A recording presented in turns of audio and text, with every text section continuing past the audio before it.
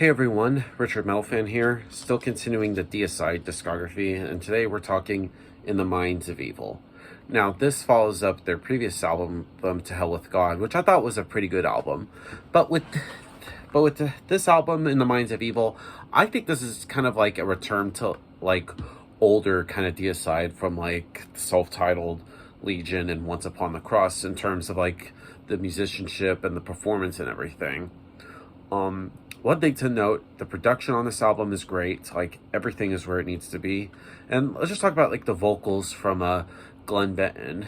It's kind of like a return to the roots to his vocals. Like, it's no more of that kind of layered stuff. It's just raw and guttural. And there's very rarely any highs on this album. It's just like in your face, no more layered stuff. It's just like very raw, kind of like how I was mentioned before with just from the first album. It's like I just think his voice is just raw. His bass playing is, I kind of wish was a little bit audible, but that's the thing with most Deicide albums. You don't really hear most of the bass, like it's kind of buried in there. The guitar work on this album is tight from Kevin and Jack. Both of them come up with some really great riffs. Then the drumming from Steve, superb as always. So let's just dive into this album track by track.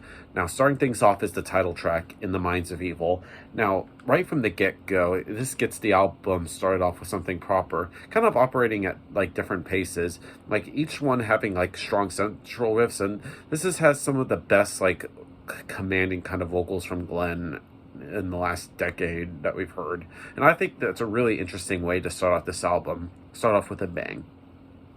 Then we move on into Thou Be Gone.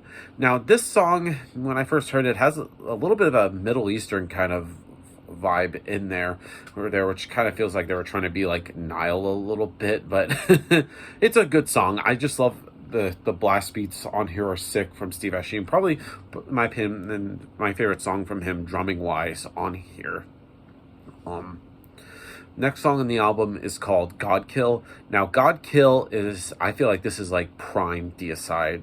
Has some really haunting solos, some epic riffs, and just really just nasty parts that this band is known for. And the lyrics here are just blasphemous ever, but not as vulgar as they had been on the albums prior to this, which kind of allows these songs to make more kind of like an impression lyrically. I think God Kill's one of them. Next up is Beyond Salvation. I like this song. The riffs on here are really catchy and groovier than pretty much on the previous albums.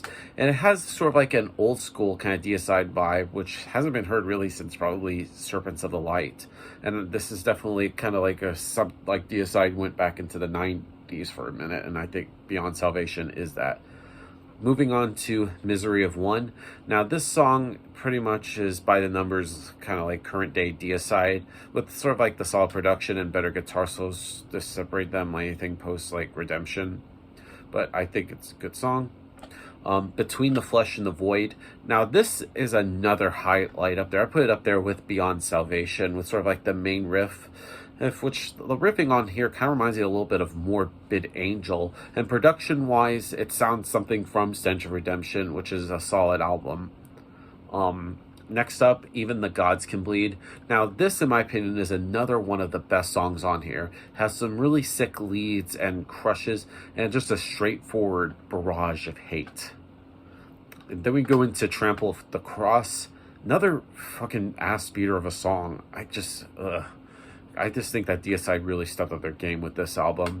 And then we get to Fallen to Silence. Now, this is a song that, like, the lead playing in here is a lot technical. And this is probably the most technical song on In the Minds of Evil. It seems a lot more boasting than what we've heard so far.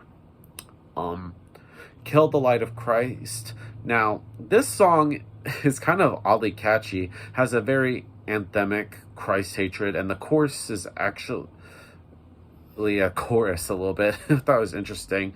And then I also love like the riffing on here, especially like the patterns around like a minute and 41, which kind of sounds just like really old school death metal, like a la Possessed. And it just, I don't know, it's just really great song riff wise. And then we close things out with End the Wrath of God. Now, the drum work on here is, in my opinion, some of the highest points of the album so far. It has some blistering fast passages, and it's just an overall fast song, and I love it. It's a great way to end this album. Now, overall, In the Minds of Evil by Deicide, a pretty solid album in their discography. So I'd give this album a score. I'm going to give this a solid 8.5 out of 10. So yeah, that's my review of The Minds of Evil by Deicide, guys.